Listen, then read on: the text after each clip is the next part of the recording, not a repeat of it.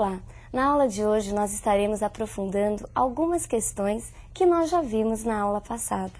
O tema de hoje é a épica camoniana. Camões, como nós já vimos, teve uma vida muito atribulada e fez várias viagens. E numa dessas viagens, ele até chegou a refazer o caminho que Vasco da Gama fez lá na rota marítima do descobrimento do caminho até as Índias. Conta a história que numa dessas viagens, Camões, em companhia de sua amada Dinameme, sofreu um naufrágio. E que nesse naufrágio, Camões, lá com toda a confusão, ficou muito preocupado e ele teve que tomar uma decisão muito importante. Ele não sabia quem salvar. Ele não sabia se salvava a amada ou se salvava o manuscrito da sua grande obra, o manuscrito de Os Lusíadas, que ele também carregava consigo. Adivinhem qual foi a decisão de Camões? O manuscrito, ele realmente sobreviveu e deu origem à obra. Agora, a Dinameme, essa morreu afogada. Dizem as más línguas que essa foi a grande decisão da vida de Camões. Brincadeirinhas à parte, a obra Os Lusíadas foi publicada em 1572 e é considerada o maior poema épico de todos os tempos, o maior poema épico da literatura portuguesa. Não só pela sua extensão, mas também pelo seu imenso valor literário e histórico. E por que extensão? Muitos alunos até tremem de medo quando ouvem falar de Os Lusíadas. Por quê? Porque a obra é uma obra extensa. Ela apresenta mais de 8.000 versos dispostos em 10 cantos, que por sua vez são divididos em oitavas. Esses versos, esses mais de 8.000 versos, eles são versos decassílabos. E nós já vimos que verso decassílabo era aquele verso composto por 10 sílabas poéticas e a oitava, por sua vez, era aquela forma, aquela produção fixa composta por estrofes de 8 versos. Mas o que é uma épica? O que é um poema, uma epopeia? A épica, a epopeia, é um grande poema narrativo. A epopeia vai contar a história dos grandes heróis e dos grandes feitos de um povo. A linguagem da epopeia é uma linguagem formal, é uma linguagem rebuscada, que emprega sempre palavras, ou em sua grande parte palavras e vocábulos difíceis de compreender. É por isso que muitos alunos também fogem da sua leitura. Mas é muito difícil, eu não vou entender nada. Eu espero que a partir da aula de hoje, a extensão e essa leitura, essas palavras rebuscadas, não sejam empecilhos para a sua leitura, para que você também possa descobrir o prazer de ler Os Lusíadas. Assim como toda a epopeia da Antiguidade Clássica, Os Lusíadas também se divide. Vejamos qual é a divisão básica de uma epopeia. Nós temos a proposição quando o poeta faz uma síntese do assunto que vai ser tratado. A invocação, quando ele pede auxílio, quando ele pede inspiração aos deuses e às musas. A dedicatória, em que ele oferece a sua obra a uma pessoa muito importante na época. A narração, que é a história propriamente dita. E o epílogo, o final, é o desfecho, é o fechamento de toda aquela longa narração. Em Os Lusíadas nós encontramos todas essas partes, e essas partes muito bem trabalhadas.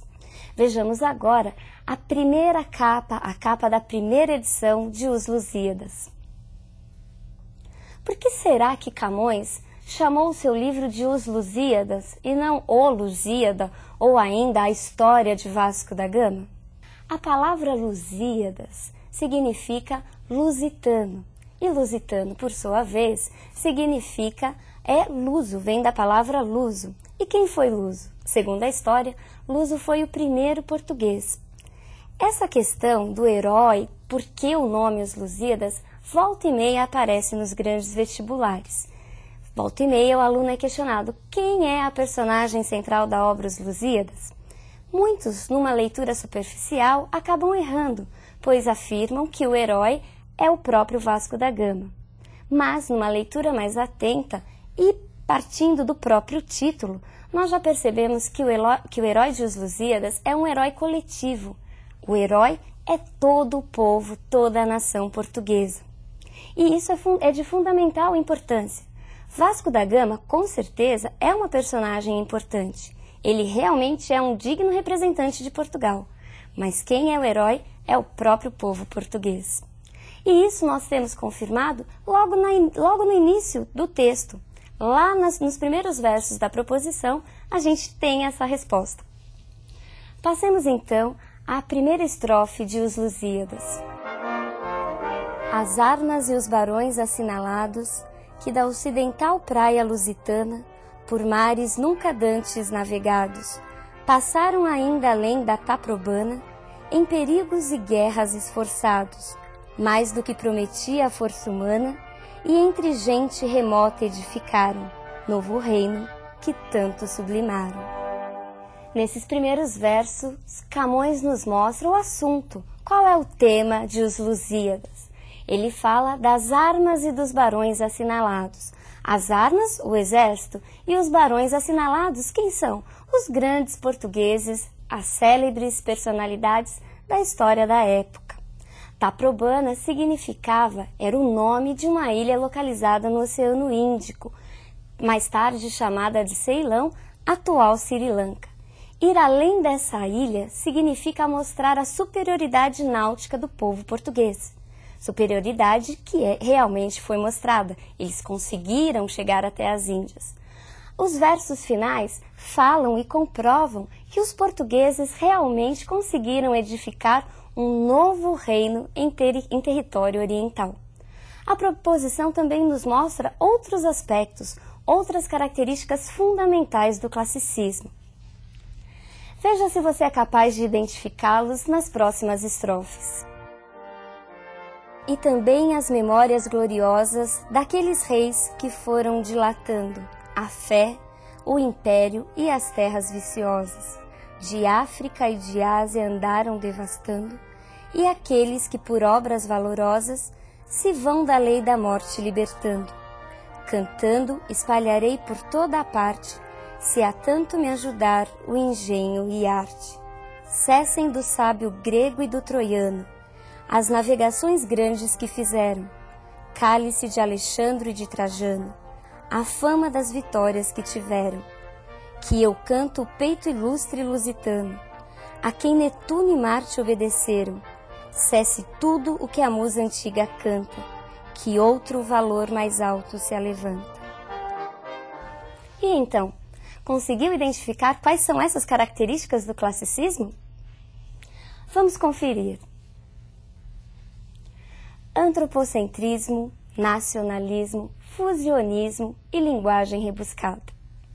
O antropocentrismo, como nós já estamos vendo ao longo das outras aulas, é o quê? É o homem como centro de todas as coisas.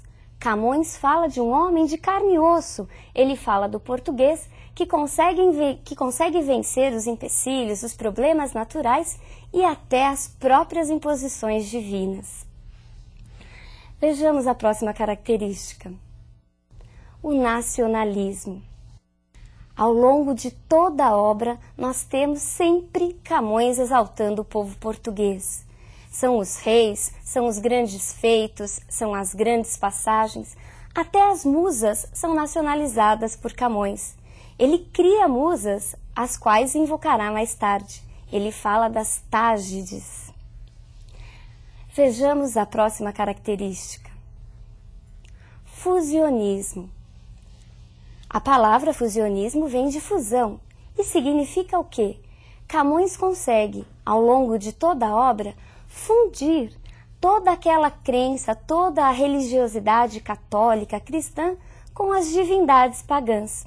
Ao mesmo tempo em que o homem português se lança ao mar, tentando difundir a fé católica, o cristianismo, Camões coloca personagens como Baco, Netuno, Marte, que ao longo de toda a obra aparecem meio que tentando interferir aí na viagem dos portugueses. Vejamos a próxima característica. A linguagem rebuscada.